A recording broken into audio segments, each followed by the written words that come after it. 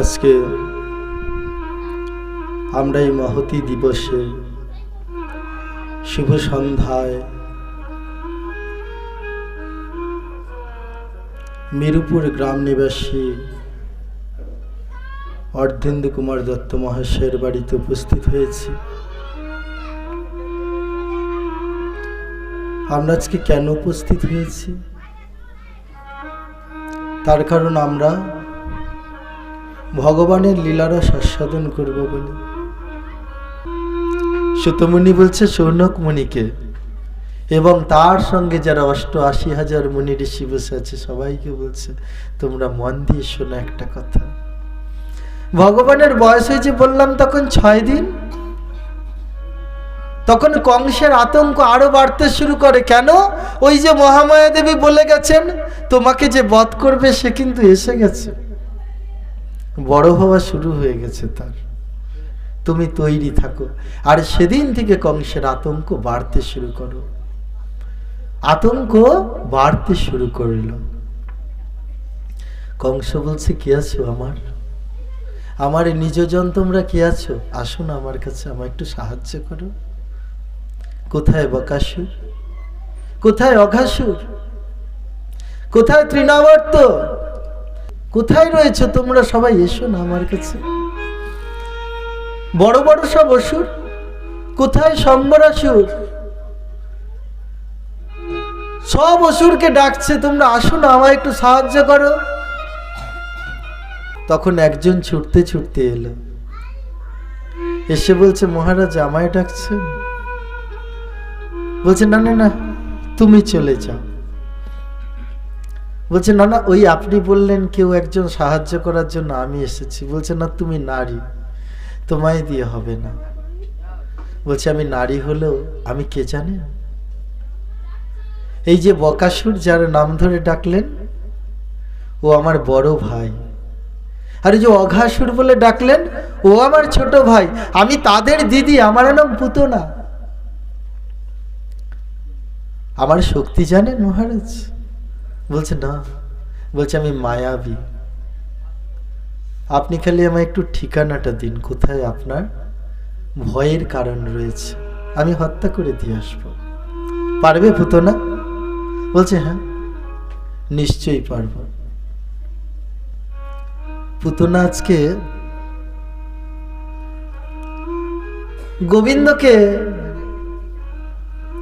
গোবিন্দকে বধ করবে বলে তৈরি হচ্ছে। আচ্ছা একটা ভালো কথা বলি শোনো মন দিয়ে। যে জনা গোবিন্দের কাছে যায় বা যে একবার গোবিন্দ বলে ডাকে তার পাপ বিধৌত হয়ে যায়। আর যদি পুতনা এখন যদি গোবিন্দের কাছে যায়, পুতনার দেহে পাপ থাকবে গো? গোবিন্দকে দর্শন করলে থাকবে? আচ্ছা বধ করার জন্য যাচ্ছে, একটা শিশুকে বধ করবে কিভাবে? বলছে আমি শিশু মেরেও ফেলতে পারি, তার মানে তাকে তো স্পর্শ করতে হবে। তাহলে যদি সত্যিকারেরই একটা শিশুকে স্পর্শ করে আর সেই শিশু যদি সত্যিকারের ভগবান হয়, তার দেহে পাপ থাকবে গো? তাহলে পুতনা কি শেষ পর্যন্ত রাক্ষসী থাকবে?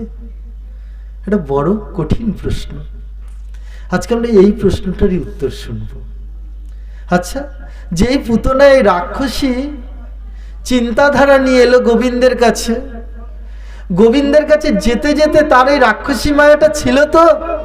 আচ্ছা গোবিন্দকে দেখা মাত্রই তার সেই রাক্ষস বৃত্তিটা জেগে উঠেছিল তো? আচ্ছা এমন তো হয়নি গোবিন্দকে দেখা মাত্র হা গোবিন্দ বলে তার চোখ দিয়ে জল বেরোয়নি তো?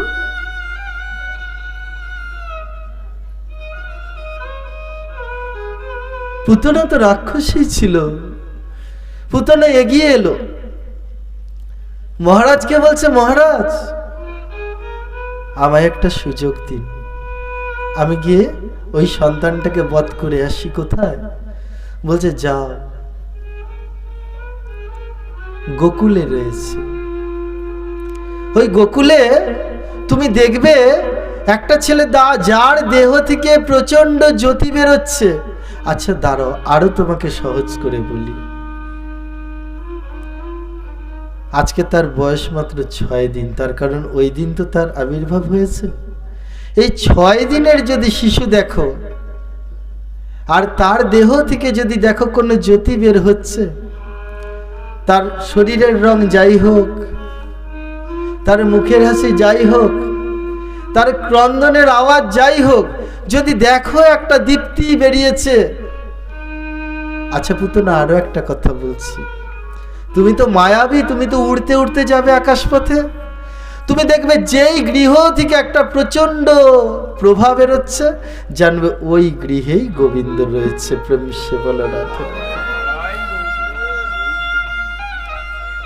কিভাবে মারবে হতো না?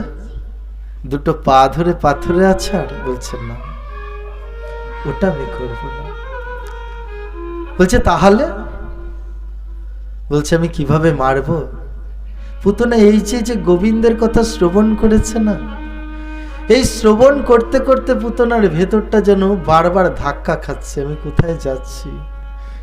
গোবিন্দের কাছে, ভগবানের কাছে। এই রাক্ষসীন দেহ নিয়ে তো কোনোদিনও যাওয়া যেত না। আচ্ছা, গোবিন্দ তো বড় কৃপাময়, তামায় কৃপা করবে তো? হে গোবিন্দ, তুমি কৃপা করবে তো? তোমায় আমি কিভাবে সেবা দেব গোবিন্দ? কংসরাজের কাছে এখন যদি বলি, কংসরাজ আমায় একটু ভোগ নৈবেদ্য দিন, আমি ওকে গিয়ে মারব, কংসরাজ তো বুঝে যাবে আমি কি করতে যাচ্ছি। আচ্ছা, আমি যদি কংসরাজের কাছে সুন্দরভাবে সাজতে থাকি, সেজে গুজে যাই, কংসরাজ তাও ভাববে তুমি কি মারতে যাচ্ছ, না তুমি অন্য কোনো উদ্দেশ্য নিয়ে যাচ্ছ, গোবিন্দের চরণে নিজের দেহটাকে সমর্পণ করতে যাচ্ছ, তাই না? তখন কংসরাজ আমায় রাখবে? তাহলে আমাকে এখন কি করতে হবে? এই জায়গা থেকে বেরোতে গেলে আমাকে একটু চালাকি করতে হবে। আমার বাইরের ভাবটা থাকবে রাক্ষসী, কিন্তু ভেতরে গোবিন্দ তুমি অন্তত জেনো আমি তোমায় বড্ড ভালোবাসি ঠাকুর। পুতনা মহারাজকে বলছে, মহারাজ একটা কাজ করুন, আমি যদি কোনো অস্ত্র নিয়ে যাই, তাহলে আমাকে দেখা মাত্রই সবাই চিনে ফেলবে আমি গোবিন্দকে মারতে এসেছি নাকি গো? চিনবে না? একটা অস্ত্র নিয়ে গেল। আমি অস্ত্র নিয়ে যাব না পুতনা, হাত দিয়ে মারতে পারবে? বলছে না না, তা হয় না। যার প্রচন্ড শক্তি, সে যদি সেই শক্তি যদি বিকাশ করে, তাহলে এই হাত দ্বারাই আমার হবে না। কি করবে? বলছে আমি আমার এই স্তন যুগলে বিষ মিশিয়ে নিয়ে যাব। কালকুট বিষ, যে বিষ শ্রেষ্ঠ সাপের মধ্যে শুধুমাত্র পাওয়া যায়। সেই বিষ স্পর্শ করা মাত্রই সন্তান তো অনেক দূরের কথা, স্থাবর জঙ্গম, এই মানুষ তো দূরের কথা, স্থাবর জঙ্গম জ্বলতে শুরু করে।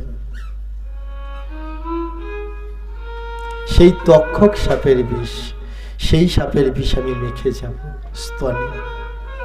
বলছে তাহলে এখন তুমি বেরিয়ে পড়ো। বলছে মহারাজ আমি বিষ পেলাম কই, বেরিয়ে পড়বো? আমার বিষ এনে দিন। কোথা থেকে পাবো? বলছে আপনি তাহলে যারা সাপুড়ে আছে তাদের ডেকে নিয়ে আসুন, কার কাছে ওই তক্ষক সাপ আছে তাকে ডেকে নিয়ে আসুন, তার যদি ওই বিষ একটু দেয় আমি মেখে চলে যাব কাল সকালে। আচ্ছা পুতনা, দেরি করো না। সর্পধরকে যারা সাপ ধরে গো, তাদেরকে সবাইকে বলা হলো কার কাছে তক্ষক সাপ রয়েছে গো, কার কাছে কালকুট বিষ রয়েছে, দিতে পারো? তাহলে বলছে মহারাজ অনেক সম্পত্তি দেবে। সর্পধর ছুটে এলো সাপ নিয়ে, সাপের ঝুড়ি নিয়ে। মহারাজকে বলছে মহারাজ এই দেখুন সেই সাপ, যার বিষ আপনি খুঁজছিলেন। কি করবেন? বলছে ওই বিষটা একটা সোনার পাত্রে করে দাও। ওই বিষটার একটা কাজ রয়েছে। পুতনা দাঁড়িয়ে রয়েছে। বলছে কিভাবে দেব? বলছে সাপের দাঁতটা ভেঙে দাও, ভেঙে দিলে বিষটা বের হবে, ওটা তুমি ওই স্বর্ণ ভাণ্ডতে দাও, তার জন্য তোমাকে অনেক উপহার দেব। ওই সর্পধর কি করলো জানো? ওই সাপের দাঁতটা ভেঙে দিল, দিয়ে বিষটা সোনার ভাণ্ডে দিল। আর দেওয়া মাত্র ওই সাপটা ছটফট ছটফট ছটফট করতে শুরু করলো। আর ওই সাপের চোখ দিয়ে কখনো জল পড়তে দেখেছো? আরে সাপটার চোখ দিয়ে না ঝরঝর করে জল পড়ছে। মহারাজ কংস তাকিয়ে বলছে, হে সর্প, কাঁদছো কেন তুমি? তোমার বুঝি দাঁতে খুব যন্ত্রণা হচ্ছে? কেন কাঁদছো? সাপটা বলছে, হে মহারাজ কংস,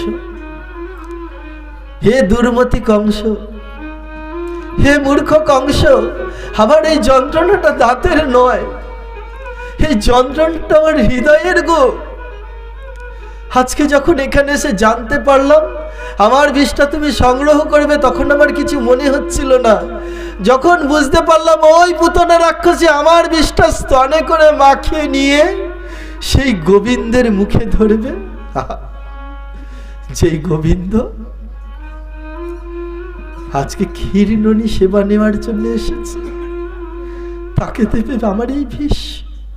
আচ্ছা, এই বিষটা যখন গোবিন্দ মুখের কাছে যাবে, গোবিন্দ তখন একবার হলেও বলবে যে, হে ক্রূর সর্প, তুমি কি পারলে না এই বিষটা আমার মুখে না তুলে দিতে? হে সর্প, যখন তুমি জানলে এই বিষটা আমার বদনে দেওয়া হবে, সর্প, তুমি কোনোভাবে চলে যেতে পারলে না। যেই সর্পকুলকে আমি রক্ষা করে রেখেছি, সর্বোপরি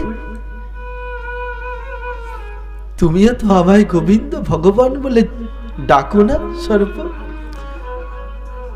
যখন বিপদে পড়ো তখন কি বলো? গোবিন্দ রক্ষা করো।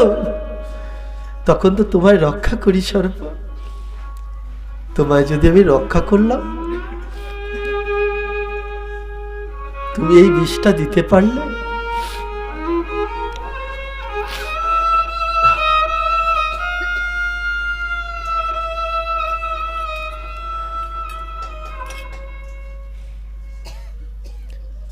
তখন আমার কেমন কষ্ট হবে মহারাজ, বুঝতে পারছো?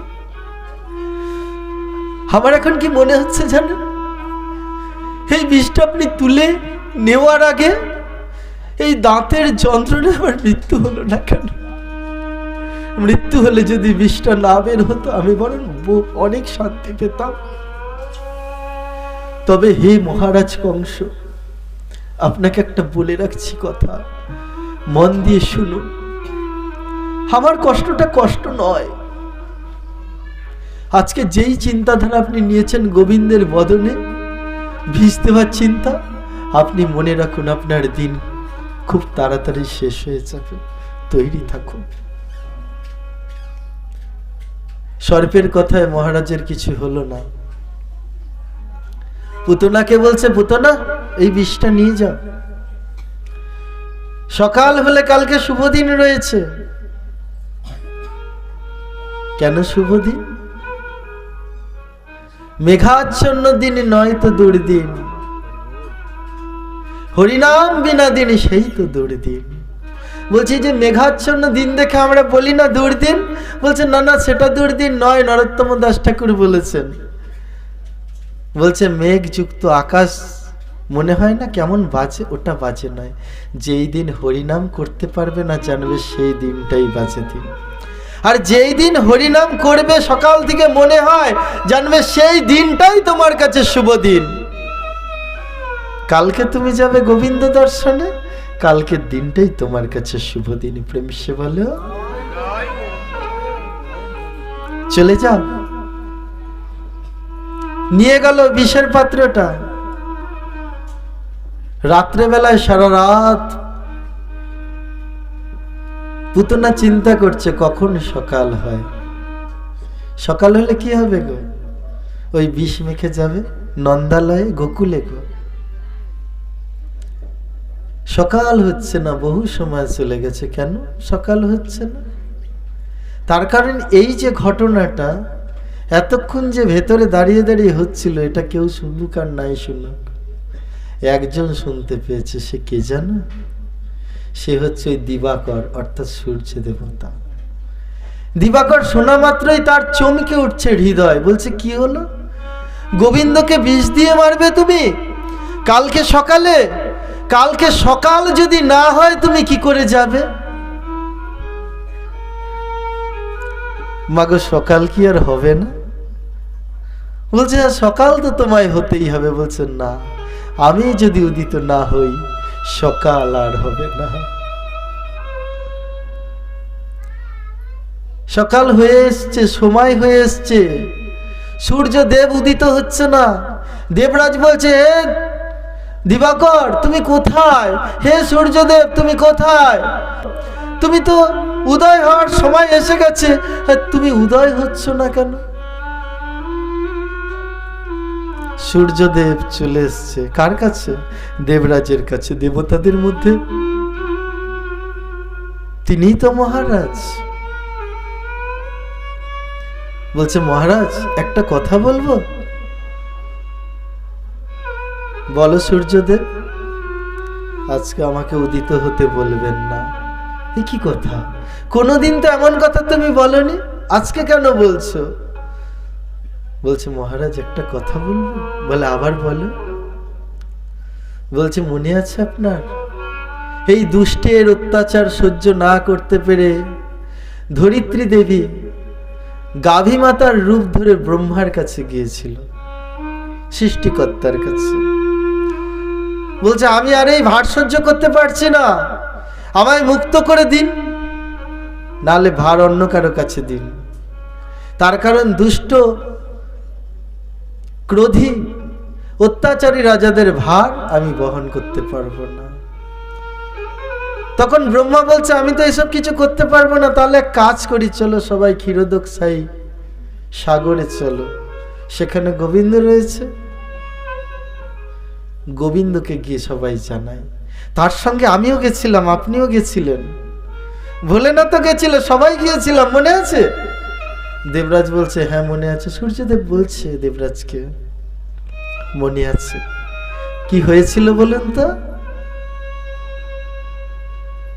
দেবরাজ বলছে, সৃষ্টিকর্তা ব্রহ্মা সেই ক্ষীরোদকসাই সমুদ্রের তীরে বসে পুরুষ সূক্তের সেই শ্লোকগুলো উচ্চারণ করছিল, আর তাতে গোবিন্দ খুশি হয়ে গেছিল।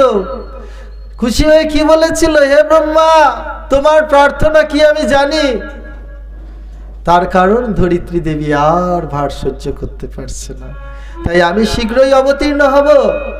তুমি এক কাজ করো, ওই অন্য দেবতাদের একটা কথা বলে দাও, তারাও যেন আমি যাওয়ার আগে থেকে গোকুলে সবাই আবির্ভূত হয়ে যান। প্রেম সে বলে, রাধে রাধে। কেন? তার কারণ তোমরা যদি না থাকো আমি লীলা করব কাকে নিয়ে? আমার লীলা দর্শন করে আনন্দ পাও তোমরা। ভক্ত যদি আসরে না আসে, মাগো ভাগবত পাঠ শুনতে ভাল লাগবে না ভাগবত পাঠ যে করবে তার ভালো লাগবে? বলো। ভক্ত দরকার, আর ভগবানের লীলা আস্বাদন করবে তবে না লীলা উনি করবেন। এমনি লীলা করে গেল, কেউ বুঝতে পারলো না, লাভ হলো ভগবানের? বলো না, লাভ হবে? তাহলে বুঝতে তো হবে। কে বুঝবে? তোমরাই বুঝবে। তাই তোমরা চলো, রূপ ধরে ধরে যাও। সবাই রূপ ধরে এসেছে। দেবরাজ ইন্দ্রকে বলছে, সূর্যদেব আপনার মনে আছে তো ওই যে নন্দ মহারাজ, যে ও কিন্তু আমাদের দেবতাদের মধ্যে একজন, মনে আছে? রূপ ধরে সবাই এসেছে। তাহলে রূপ ধরে এসেছে তো কি? বলে, আরে রূপ ধরে এসেছে তো কি, রূপ ধরে ওনারা এসেছে, আর ওনাদের ওই গৃহে কে এসেছে? ভগবান এসেছে। আজকে ভগবানকে সূর্য উদয় হলেই পুতনা যাবে স্তনে বিষ মেখে ভগবানকে সংহার করার জন্যে। আমি থাকতে আমি তা দেব না, আমি উদয় হব না। হে সূর্যদেব, তুমি যদি না উদয় হও কত অমঙ্গল চতুর্দিকে হবে তুমি জানো। হোক তোমার গোবিন্দ, গোবিন্দ তো এইটুকু জানবে, হে সূর্যদেব তুমি আমার জন্য এতটা করেছো, না তাই না হয় হোক, আমি তো অন্তত এটুকু মনের দিকে সান্ত্বনা দিতে পারবো গোবিন্দ, জীবনে অন্তত একটা তোমার জন্য শুভ কাজ করতে পেরেছি। কত কাজ না এদিক ওদিক করেছি, কখনো মনে হয় মাগো সারাদিন কত কাজ করি। গোবিন্দর কাছে গিয়ে কখনো ইচ্ছা হয় জিজ্ঞাসা করি, হে গোবিন্দ সংসারের তো কত কাজ করলাম, গোবিন্দ একটু মনে করিয়ে দাও না তোমার জন্য আমি কোনটুকু কাজ করেছি আজ। ইচ্ছা হয় না? যদি না ইচ্ছা হয় কাল থেকে গোবিন্দের জন্য একটু অন্তত ভজন করুন। গোবিন্দর কাছে অন্তত যখন দাঁড়াবে তোমার দিকে তাকিয়ে গোবিন্দ বলবে তুমি আমার জন্য এই কাজটা করেছো, আমি বড় খুশি হয়েছি। ভক্ত দিলে আমি খাই, আর ভক্ত যদি না দেয় আমি ওই দিন উপবাসী যাই। গোবিন্দ বলছে ভক্ত যদি দেয় হাতে তুলে গো। আরে গোবিন্দর তো সংসার, এই বিশ্বভুবন গোবিন্দ নিয়ে খেতে পারে না গো। গোবিন্দর হাত থাকতেও গোবিন্দ হাত দিয়ে খেতে পারে না। প্রেমী সে বলে না,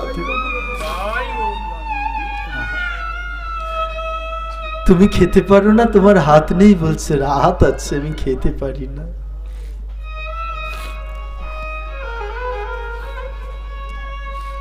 গোবিন্দ খাও কি করে? বলছে যেদিন আমার ভক্ত হাতে তুলে আমায় খাইয়ে দেয়, হে গোবিন্দ একটু সেবা নাও, সেদিন আমি সেবা নিই। বিশ্বাস করি না, বিশ্বাস করো না?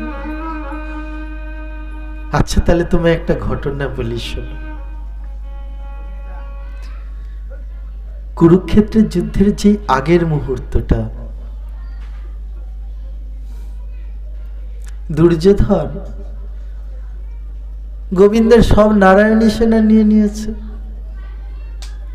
গোবিন্দ স্বীকার পেয়েছে আমি যুদ্ধ অস্ত্র ধরব না। গোবিন্দের সেনা দুর্যোধন নিয়েছে, দুর্যোধনের হয়ে গোবিন্দের বিপক্ষে যুদ্ধ করবে, মানে গোবিন্দের সৈন্যদের মারবে গোবিন্দ সেনায়। যে নাকি গোবিন্দর হয়ে যুদ্ধ করত সে আজ গোবিন্দের বিপক্ষে যুদ্ধ করবে। তাও আর গোবিন্দ অস্ত্র ধারণ করবে না, গোবিন্দ তো মরেই যাবে, দুর্যোধন ভাবছে। তাই দুর্যোধন কি বলছে, হে কৃষ্ণ একটা কথা বলবো, কোনোদিনও তো ভালো খেতে পাওনি, হ্যাঁ গোয়ালার ঘরে জন্ম, ওই খালি দুধ ক্ষীর মাখন এছাড়া আর কিছু পাওনি। 64 ব্যঞ্জন কোনোদিনও সেবা করেছ? কোনোদিনও দেখেছ? গোবিন্দ মাথাটা নিচু করে আছে, বলছে এ দুর্যোধন মনে মনে ভাবছে তুমি তো শুধু 64 ব্যঞ্জনের কথা বলছো, আর যে ব্যঞ্জন আমি জানি সেগুলো তো তুমি জানো না। জানো তুমি শুধু ওই 64টা, তাই নিয়ে তোমার এত অহংকার। কৃষ্ণ কালকে দুপুরবেলা আমার বাড়িতে এসে সেবা নিও। আচ্ছা তাই আসবো। দুর্যোধন চারদিকে বলে বেরিয়েছে আজকে কৃষ্ণকে সেবা দেবো, তোমরা সবাই এসো দেখতে। আরে কোনোদিনও খায়নি গো, এত ব্যঞ্জন দেখে কি করবে, দেখো লাফিয়ে থালার উপর পড়বে নাকি খাওয়া বন্ধ হয়ে যাবে। আর তোমরা সবাই এসো তো দেখবে। তো সবাইকে ডেকে দিয়েছে, আর সুন্দর সুন্দর সোনার ভান্ডে করে করে সব ব্যঞ্জন সাজিয়ে রেখেছে। 64টা ভান্ডে করে 64টা ব্যঞ্জন রেখেছে। কৃষ্ণ এসেছে দুপুর বেলায় সেবা করবে বলে। দুর্যোধন দেখেই বলছে কৃষ্ণ এসো। ও বুঝেছি খুব খিদে পেয়েছে বুঝি। বলছে হ্যাঁ, দুপুরবেলা স্নান করে এসেছি, খিদে পাবে না? এই যমুনায় স্নান করে এলাম, খিদেও পেয়েছে। চলো চলো, ওই ঘরে সব সাজানো রয়েছে। যেতে যেতে বলছে, কি গন্ধ পাচ্ছ? পাচ্ছি। কেমন লাগছে গন্ধটা? বলছে হ্যাঁ খুব সুন্দর, কোনোদিনও পাই নাই। পাবে কি করে? দুর্যোধন বলছে পাবে কি করে? এইসব ব্যঞ্জন তৈরি করা এরও একটা হাত লাগে। বলে হায় রে দুর্যোধন, ওই হাতটা কার? ওই হাতটা কে দিয়েছে? আজকে ওই হাতটা নাড়তে দিয়েছি বলে তুই হাতটা নাড়ছিস দুর্যোধন। ওই হাতটা যদি না নাড়তে দিতাম তোর হাতটা বেঁকেই থাকতো, তাই না? কি গো মা, বুঝতে পারছো? কি অহংকার রে দুর্যোধন তো। চল কোথায় যাব? বলছে ওই যে দেখছো কত সুন্দর করে সাজিয়ে রেখেছে, ওই যে আসনটা, ওই আসনটায় গিয়ে বসো, বসে সেবা করো। দাঁড়াও দাঁড়াও, আর একটা কথা বলি, কোনটা আগে সেবা করতে হয় কোনটা পরে সেবা করতে হয় জানো? জানো না বুঝছি। ওই সাজানো রয়েছে, যেটা প্রথমে রয়েছে ওটা আগে সেবা করবে, তারপর পর পর পর করে সেবা করবে, আবার ঘুরে আসবে, একদম শেষে এসে পরমান্ন ওই দেখো শেষে তো রাখা আছে। বুঝেছো? বলছি হ্যাঁ বুঝেছি। এটাও তো বুঝি জানো না, শিখিয়ে দিচ্ছে দুর্যোধন। গোবিন্দ বলছে আমি সেবা নিতে আর পারবো না। বলছে কেন? বলে দুর্যোধন তুমি ডেকেছিলে বলে এসেছি, কিন্তু আমার না পেটটা ভর্তি, আর সেবা নিতে পারবো না। বলে এই বললে তুমি ক্ষুধা পেয়েছে, এখনই বলছো তোমার পেটটা ভর্তি, কি হলো? বলছে দেখো তুমি যে এত ব্যঞ্জন দিয়েছ না, গন্ধটা যে নিয়েছি আমার পেট ভরে গেছে। প্রেম সে বলো রাতে আর সেবা নেওয়ার দরকার নেই, সেবা নিলে না জানি কি হবে। তাহলে ছেড়ে দাও, চলে যাই। এইভাবে চলে যাবে দুপুরবেলা না সেবা নিয়ে? ছেড়ে দাও দুর্যোধন, বড় কষ্ট হচ্ছে। চলে গেল। দুর্যোধন বললে হায় রে কৃষ্ণ, খেতে পারলি না, খাসনি না কোনোদিনও? ভগবানের কি সত্যিকারের খিদে চলে গিয়েছিল? যায়নি গো, খিদেতে পেট চোঁ চোঁ করছে। ভগবান দেখছে আমায় হাতে তুলে দিচ্ছে না, তাই আমি খেতে পারছি না। আরে প্রতিটা কথায় ঠাস ঠাস করে অহংকার দিচ্ছে। মাগো অহংকারে পরিপূর্ণ আমি গোবিন্দের জন্য সকালে উঠে কি করি জানো? কি করো? বলছে সেই ব্রহ্ম মুহূর্তে স্নান করি। হায় রে মাগো, হায় রে বাবা, ওই ব্রহ্ম মুহূর্তে তোমায় উঠে গোবিন্দ কৃপা করে স্নান করায় বলে তুমি করো। কই বলতে পারো না তো গোবিন্দ আমায় কৃপা করে আজও করতে পারলাম। তো এটা দেয়নি, হাতে তুলে সেইভাবে দেয়নি, অহংকারে পরিপূর্ণ ছিল দুর্যোধন, তাই গোবিন্দ নিতে পারলো না। ওই যে বললো ভক্ত দিলে আমি খাই, আরে ভক্ত না দিলে আমি উপবাসী যাই। উপবাস নিয়ে চলে গেল কোথায় জানো? বিদুরের ঘরে। বিদুর রয়েছে রাজসভায়, দৌড়ে গিয়ে বিদুর রানীকে ডাকছে, অর্থাৎ বিদুরের স্ত্রীকে ডাকছে। বলছে কোথায় গো, কোথায়? আর বিদুরের স্ত্রী বাড়িতে কি যেন একটা কিছু নেই, বড় অভাব, শত ছিন্ন বস্ত্র পরা রয়েছে, একটা বস্ত্রটাও পরিষ্কার নয়, পারে না। প্রত্যহ যখন নিজে সেবা করে, ওই সেবা করার আগে প্রত্যহ বলে গোবিন্দ আজও তোমার সেবা দিতে পারলাম না হে গোবিন্দ, বড় ইচ্ছা ছিল গোবিন্দ তুমি সেবা করবে, আমি প্রসাদ পাবো, কোথায় তুমি এলে না তো। ও গোবিন্দ আজকেও কি তুমি আসবে না? আচ্ছা গোবিন্দ এমন একটা দিন আসবে তো তুমি আমার কাছে এসে বলবে দাও আমায় সেবা করিয়ে দাও।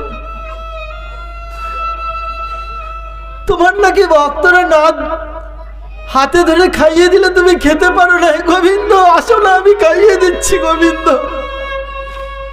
তুমি হাসছো না কেন?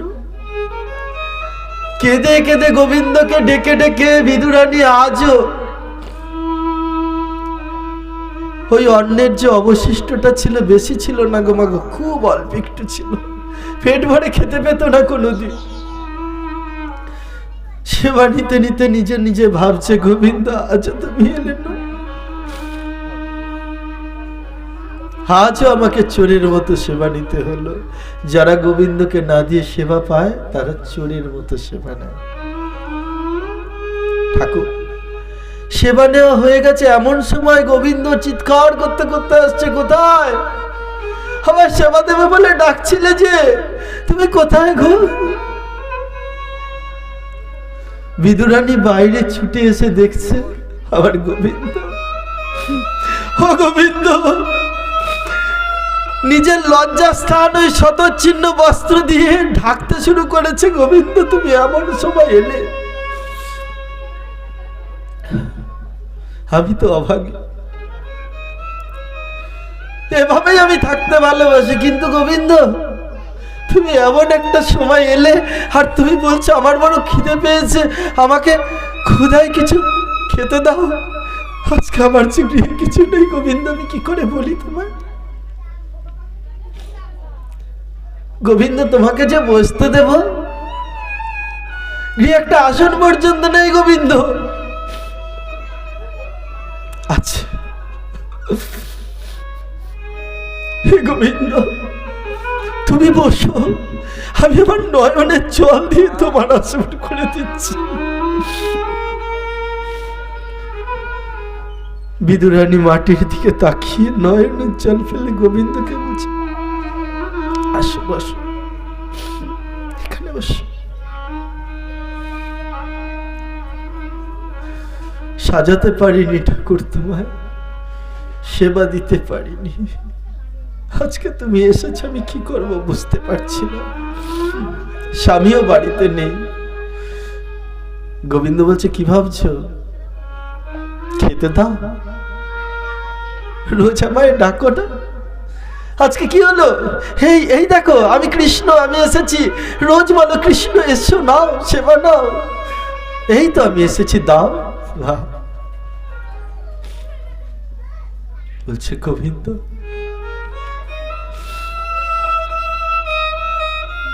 তুমি সেবা নিতে এসেছো, তুমি তো সবই জানো অন্তর্যামী, আজকে তোমায় কি সেবা দেবো বলো? বলছে, কেন? ওই যে তোমার একটা কলা কাঁদি পড়ে রয়েছে না, ওই কলা কাঁদি থেকে কলা দাও, দুপুরবেলা কলা খাবে? বলছে, হ্যাঁ কলা খাবো, দাও। বিদুরানী ছুটতে ছুটতে গেছে, বিদুরের স্ত্রী গো একটা ফানা কলা নিয়ে এসেছে ভেঙে, সেবা নেবে। বলছে, কলা আমার বড় প্রিয়, দাও না। বলছে, না। ওই দু চোখ ভরা জল রয়েছে ওটাও ঠিক, তোমার যে চোখ দুটো জলে ভরা, যখন গোবিন্দ গোবিন্দ বলে চোখ দুটো জলে ভরে যাবে, তখন জানবে আমি সেবা নেওয়ার জন্য আসবো। আজও এসেছে তাই। আর তখন তুমি এটুকু জেনো, আমি হাত দিয়ে সেবা নিতে পারি না, আমাকে সেবা করিয়ে দিতে হয়। বুঝছো? তাই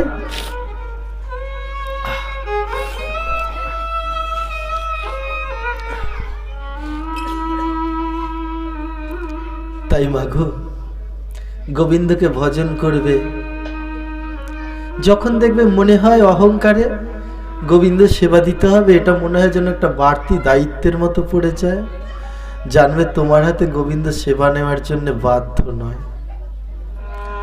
যখন তুমি ভাববে একটা ঝামেলা রয়েছে, কি ঝামেলা? ওই গোবিন্দকে সেবা দিতে হবে, ওই ঝামেলাটা কেটে গেল, আর কোনো সারাদিন ঝামেলা নেই, মানে ওটা একটা ঝামেলার মধ্যে পড়ছে, জানবে তোমার গৃহে গোবিন্দ কোনো দিনের জন্য আসবে না। প্রেম সে বলো রাতে। যদি প্রত্যহ ঠাকুর ঘরে গিয়ে বলো, গোবিন্দ এই তো তোমার বিগ্রহ, তুমি নাকি ভক্তের কাছে বিগ্রহ থেকে বেরিয়ে আসো, কই আমার কাছে আসবে না? ও গোবিন্দ, আমার চোখ দিয়ে জল বের হচ্ছে না, তাহলে আমার শরীরে অহংকার প্রচুর, অপরাধ প্রচুর, তাই চোখ দিয়ে জল বের হচ্ছে না। ও গোবিন্দ, তুমি কৃপা করো, আমার অহংকার মোচন করো, আমি যেন অহংকার মোচন করে তোমায় ডাকতে পারি, আমার যেন চোখ দিয়ে জল বের হয় গোবিন্দ, তারপর তোমার সেবা দেব। তখন তোমায় বাইরে কোথাও যেতে হবে না, তোমার গৃহেই গোবিন্দ সেবা নেবে এসে, গৃহেই তোমাকে ডাকবে। তুমি যেইভাবে ভজন করছো, যদি বাৎসল্য রসে ভজন করো, গোপাল ভেবে, তখন দেখবে ছোট্ট ছেলেটা এসে তোমার কাছে বসেছে। ছোট্ট একটা কথা বলি, জগন্নাথ দাস বাবাজি তার নিতাই গৌরকে ভাবতো ছোট ছোট ছেলে দুজন, তো যখন সেবা দিত না, ওই নিতাই গৌর এসে বসে যেত ছোট ছোট রূপ ধরে, দাও খাইয়ে দাও। একবার গৌরকে খাওয়াতো হাত দিয়ে, একবার নিতাইকে খাওয়াতো হাত দিয়ে, হ্যাঁ মুখেরটা তাড়াতাড়ি শেষ কর, আবার তোকে দেব। কি আনন্দ গোবিন্দ সেবা, কি আনন্দ ভগবত সেবায়। আয় গৌর, মুখেরটা শেষ কর, ওই দেখ নিতাইয়ের শেষ হয়ে গেছে। গৌর আবার হাঁ করছে। যদি তোমার ভক্তি যদি ঠিক থাকে, তোমাকে কোথাও ছুটতে হবে না, তোমার এই গৌর আর নিতাই কোথায় আসবে গো, তোমার ওই গৃহেই থাকবে। প্রেম সে বলে রাতে রাতে বিদুরানী আজকে কি করছে, বলছে দাঁড়াও কৃষ্ণ তোমায় দিচ্ছি। কৃষ্ণের দিকে তাকিয়ে ভাবছে আমার কি দিন এলো আজ, পারছি না গোবিন্দ চোখের জল সম্বরণ করতে। গোবিন্দ, আমার এই দুটো হাত তুমি ঠিকভাবে চালিয়ে তোমার সেবার উপযোগী করে দাও, আমি যেন এই হাত দিয়ে তোমার সেবা দিতে পারি। একটা করে কলা ছুলছে আর গোবিন্দর মুখে দিচ্ছে। মাগো, গোবিন্দর দিকে তাকিয়ে সব ভুলে গেছে, দেখছে কি কলাটা ছুলছে, কিন্তু সে কলাটা আর গোবিন্দের মুখে দেয়নি। কলাটা মাটিতে ফেলে দিয়ে বুঝতে না পেরে কলার চোপাটাই গোবিন্দের মুখে দিচ্ছে। গোবিন্দ হা করে কলার চোপাটা নিয়েছে মুখে, নিয়ে বলছে মাগো কত সুন্দর, কলার যে এত স্বাদ কোনোদিনও পাই নাই, আর একটা দাও। বিদুরানী বলছে তোমার ভালো লাগছে, বলছে বড় আনন্দ হচ্ছে, দাও। আবার একটা কলা ছুলে সেই কলাটা মাটিতে ফেলে দিয়ে চোপাটাকে, ওই কলার চোপাটাকে আবার গোবিন্দের বদনে দিচ্ছে। এমন সময় বিদুর এসে গেছে, এসে দরজার সামনে দাঁড়িয়ে দেখছে কি হলো, আমার স্ত্রী গোবিন্দ সেবা দিচ্ছে। যে নাকি সারাক্ষণে স্বর্ণ নিখির পরমান্ন উত্তম সেবা কত ব্যঞ্জন পায়, তাকে আমার স্ত্রী দিচ্ছে কলার চোপা। আরে তুমি কি করছো গোবিন্দকে, তুমি কি দিচ্ছ? তুমি চেয়ে দেখো, তুমি কলাগুলো মাটিতে ফেলে ফেলে তুমি ছোবাগুলো খালি গোবিন্দের মুখে দিচ্ছ। বিদুর যেই বলতে যাচ্ছে, সঙ্গে সঙ্গে গোবিন্দ হাত দিয়ে বিদুরকে বলছে থামো, বলো না।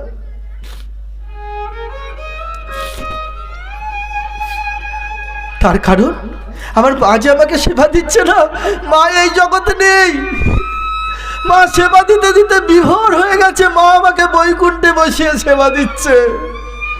মায়ের হাতে তুমি দেখছো কলার চোপা, আমি দেখছি না গো কলার চোপা না। কত উত্তম উত্তম জিনিস, আর তুমি যদি মায়ের এই ভাবটা এখন ভাঙিয়ে দাও, মা যদি সত্যি সত্যি দেখে গোবিন্দকে আমি কলার চোপা খাইয়েছি, মায়ের অবস্থাটা কি হবে বুঝতে পারছো? হয়তো মায়ের দেহ রয়ে যাবে, প্রাণটা বেরিয়ে যাবে। গোবিন্দ সেই এলে একদিন আজ তোমাকে আমি কলার চোপা খাওয়ালাম, তাহলে গোবিন্দকে না খাইয়ে দিলে গোবিন্দ খেতে পারেন না। আর সেই খাবার আজকে নিয়ে যাচ্ছে স্তনে বিষ মেখে, আমি দেব? সূর্যদেব বলছে আমি দেব না। দেবরাজ সূর্যদেবকে বলছে, কি ভয় পাচ্ছ তুমি? বিষ যাকে দেখলে ভয় পায় তার বিষে কোনো অসুবিধা আছে? তুমি নিশ্চিন্তে উদয় হও, যাও, তুমি উদয় হও। যেই গোবিন্দকে দেখলে বিষ ভয় পায়, সেই বিষের বিষত্ব থাকবে না। প্রেম সে বলো রাতে রাতে। বলে বুঝতে পারছো না? বলছে না, গোবিন্দের নাম নিলে যে বিষ অমৃত হয়ে যায়, মীরার ক্ষেত্রে হয়েছিল না? মীরাকে বিষ পান করতে দিয়েছিল, আর গোবিন্দর নাম স্মরণ করে মীরা পান করে নিয়েছিল অমৃত। যার নাম শ্রবণ করলে, যার নাম উচ্চারণ করলে বিষ অমৃত হয়ে যায়, তার সামনে বিষ নিয়ে গেলে বিষ থাকবে? থাকবে না। তুমি যাও, উদিত হও। সূর্যদেব উদিত হলো। পুতনা স্তনে বিষ মাখবে, বিষটা হাতে নিয়েছে মাত্র, নিয়ে নিজের স্তনকে যেই খুঁজতে গেছে, দেখছে স্তন আর পাচ্ছে না খুঁজে। স্তন খুঁজে পাচ্ছে না, কোথায় গেল? স্তন তার হৃদয়ের মধ্যে ঢুকে গেছে। বলছে, হে স্তন, তুই কোথায় গেলি? তোকে খুঁজে পাচ্ছি না কেন? বলছে, আমি এটা হতে দেব না। এই স্তন যে পান করে, যার পান করে স্তন, তাকে যে পান করে সে মা বলে ডাকে। আজকে তুমি পিশাচী, আজকে তুমি রাক্ষসী, এই স্তনে বিষ মেখে নিয়ে যাচ্ছ আমার গোবিন্দকে সেবা দিতে। এমনও মা দেশে আছে, এমনও মা কোথাও আছে যে তার সন্তানকে স্তন পান করিয়ে মারে? আমি দেব না। পুতনা বলছে, হে স্তন আয়, গোবিন্দ সেবা থেকে আমায় বঞ্চিত করিস না। হে স্তন, তুই জানিস না, গোবিন্দকে দর্শন মাত্রই সব দেহ পবিত্র হয়ে যায়। আচ্ছা স্তন, আর একটা কথা, আমি যদি গোবিন্দ ভজনে যাই, গোবিন্দের কাছে যাই, তুইও তো আমার সঙ্গে গোবিন্দ দর্শন করবি, তোর ইচ্ছা হয় না? বলছে, আমার ইচ্ছা হয়, কিন্তু তুমি যে মায়াবী, তুমি যে পিশাচী, তুমি যে রাক্ষসী। বলছে, না রে স্তন, ওই পিশাচী বিদ্যা আমি ওখানে আর প্রয়োগ করব না। স্তনকে যখন প্রবোধ বাক্য দিল, তখন স্তন বেরিয়ে এলো, স্তনে বিষ মাখলো। কেন মাখলো? বিষ মেখে যদি না যায় মহারাজ কংস, বিশ্বাস করবে? বেরিয়ে গেল। বেরিয়ে গেল কোথায়? সোজা সেই নন্দ ভবনের দিকে যাচ্ছে। যেই বেরিয়ে যাচ্ছে, সঙ্গে সঙ্গে দেখছে, আমি দেখতে পাচ্ছি না কেন? পুতনা দেখছে, দেখতে পাচ্ছে না। বলছে, হে নয়ন, কোথায় গেলে? আমার নয়ন, তুই কোথায় গেলে? আমি কিছু দেখতে পাচ্ছি না কেন? চারিদিকে অন্ধকার কেন? কোথায় গেলি তুই? বলছেন, না, তোমার আর এই নয়ন দিয়ে কাজ নাই। কু মনোভাব নিয়ে যে গোবিন্দ দর্শনে যায়, মাগো, কু মনোভাব মানে এই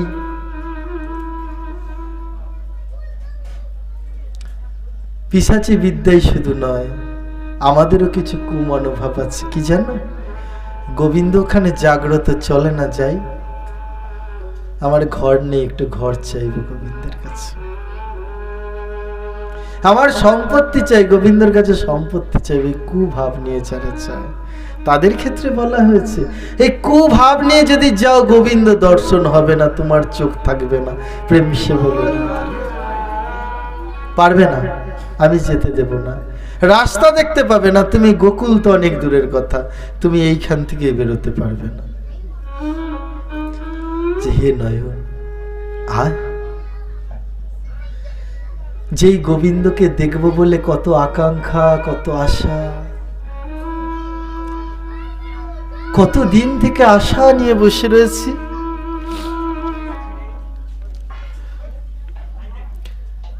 আমি কে ছিলাম জানিস?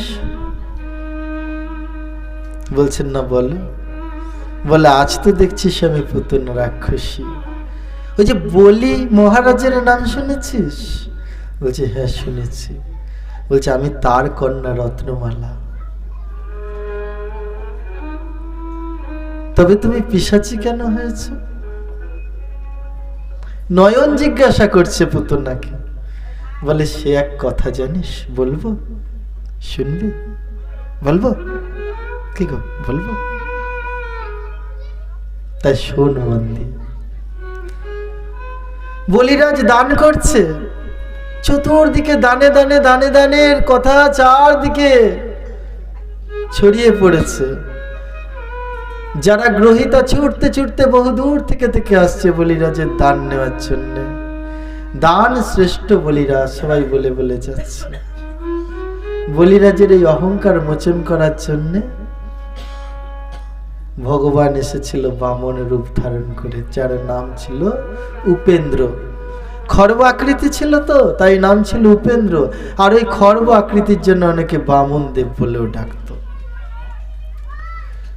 বলিদেবের রাজসভায় এসেছে এক ব্রাহ্মণের বেশ ধারণ করে, আর তাকে দেখা মাত্রই ওই দোতলার মধ্যে দাঁড়িয়েছিল ওই রত্নমালা, বলিরাজের কন্যা। দেখা মাত্রই বলছে এইটুকু শিশু, বামন অর্থাৎ ছোট, তো মনে হচ্ছে ছোট একটা শিশু, সন্তানাদি নাই তো। যাদের সন্তান থাকে না তারা দেখবে ছোট একটা ছেলে, ছোট একটা মেয়ে বা শিশুকে দেখলেই মনে হয় একটু কিছু বলবে না তো একটু কোলে নেব, ইচ্ছে হয় তাদের। রত্নমালার তাই মনে হচ্ছে। আর বলছে তোকে দেখতে এত সুন্দর খোকা, কোথা থেকে এসেছিস? মহারাজ বলির জয় দিচ্ছিস? তোকে দেখলে মনে হচ্ছে তুই ব্রাহ্মণ। আচ্ছা, একটা পুত্র শিশু সন্তান অর্থাৎ একজন ছেলের দেহ থেকে এই রকম জ্যোতি বেরোয় কখনো? আমি দেখি নাই। বেরোয় জ্যোতি? আমি এর আগে কখনো দেখিনি। অনেক ছোট ছোট ছেলে মেয়ে দেখেছি। এত সুন্দর লাগছে। তুই খালি গায়ে রয়েছিস, তোর দেহ থেকে জ্যোতি বেরোচ্ছে। কি মনে হয় জানিস? দৌড়ে গিয়ে তোকে জড়িয়ে ধরি, আর তুই আমাকে মা বলে ডাকিস। আর কি মনে হয় জানিস? তোকে যদি আমি পুত্র বলে একটু কোলে নিতে পারতাম। তুই একটু বড়, তবুও মনে হচ্ছে আমার তো পুত্র নেই। তোকে যদি একটু পুত্র বলে একটু কোলে নিতে পারতাম। ভগবান তাকিয়েছে, কি করতে তুমি? বলছে আমার হৃদয় খানা জুড়িয়ে নিত,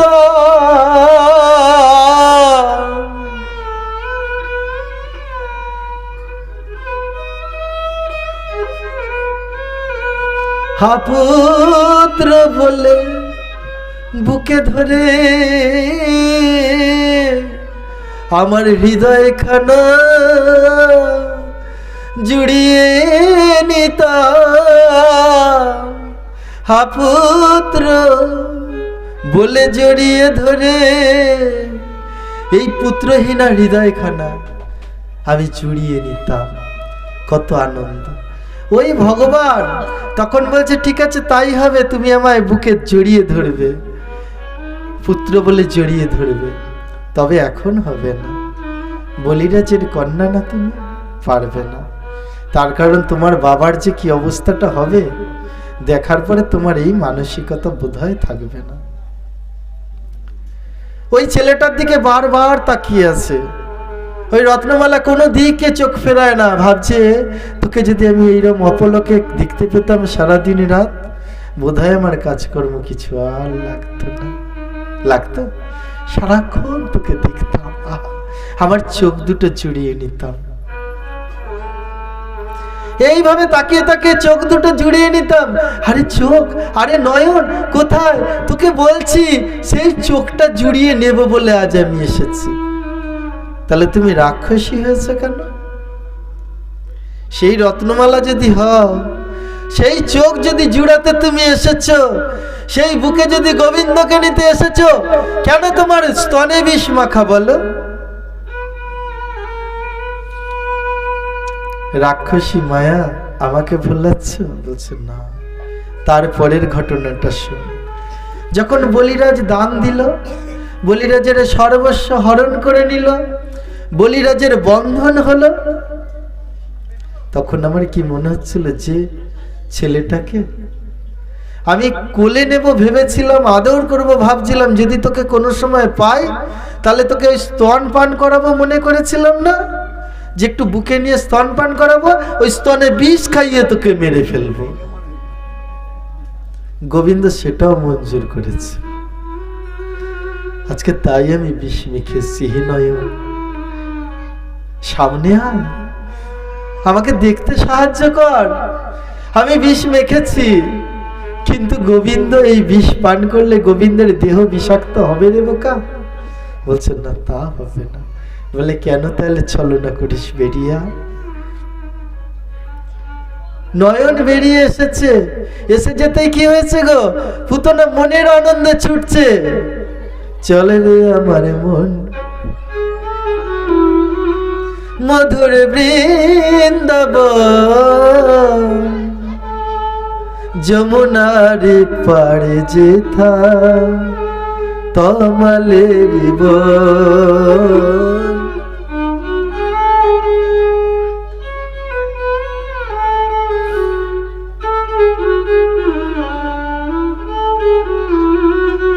যেথা শ্যামকুণ্ড, রাধা কুণ্ড, গিরি গোবর্ধন, যমুনার ধারে ধারে তমালের বন। যেথা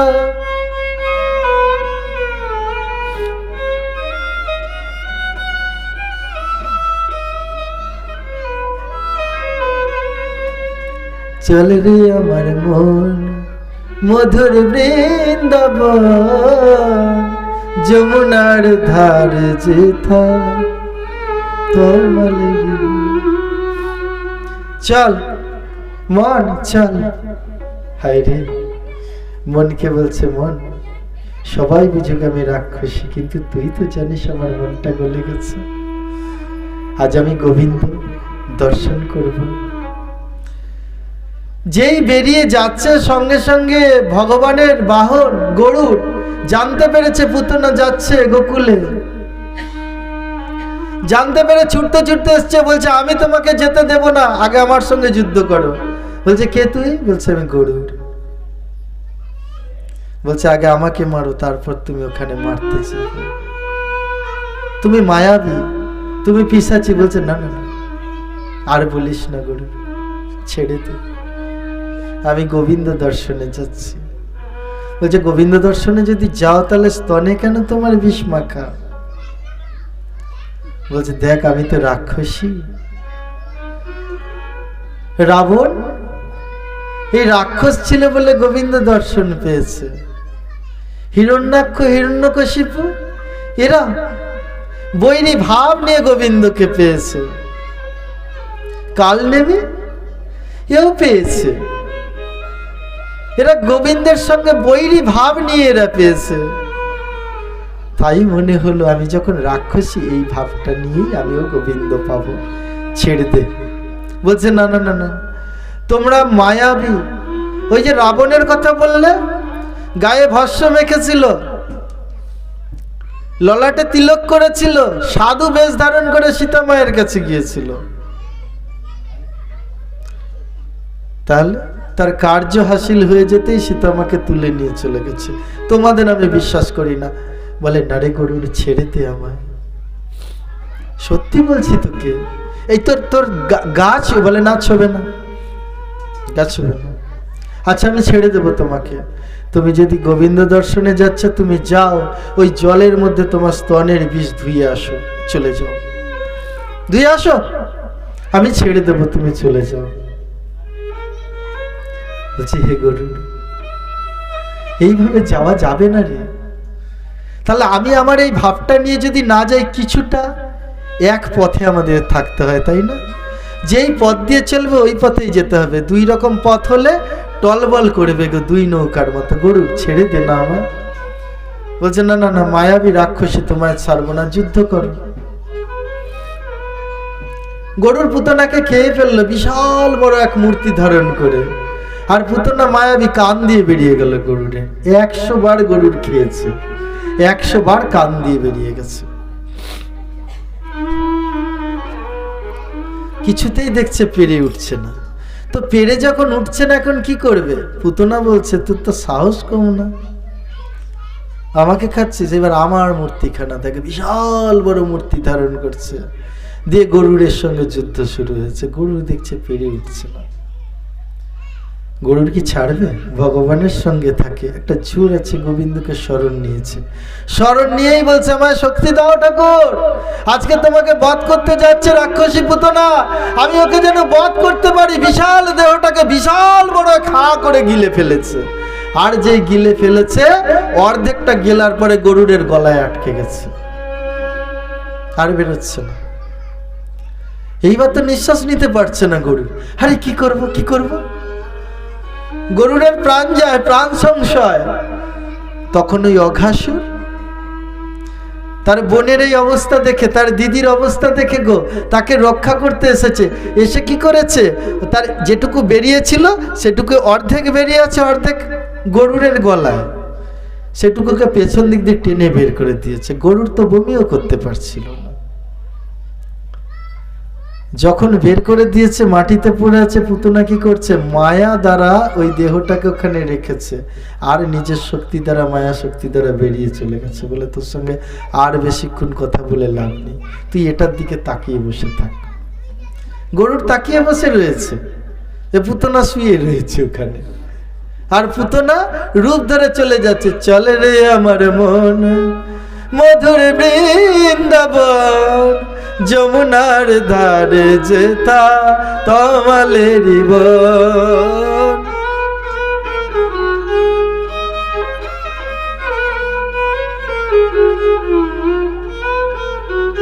দাঁড়াও দাঁড়াও দাঁড়াও দাঁড়াও, একটু তোমরা চুপ করো। তার কারণ এই দেহটা নিয়ে যাওয়া যাবে না। গোবিন্দের কাছে কোন দেহ নিয়ে যাওয়া যায় জানো? মঞ্জরি দেহ নিয়ে যেতে হয়, এ দেহ নয়। এ দেহটা কি দেহ জানো? এ দেহ পচা দেহ, এই দেহটা নিয়ে যেতে পারবে।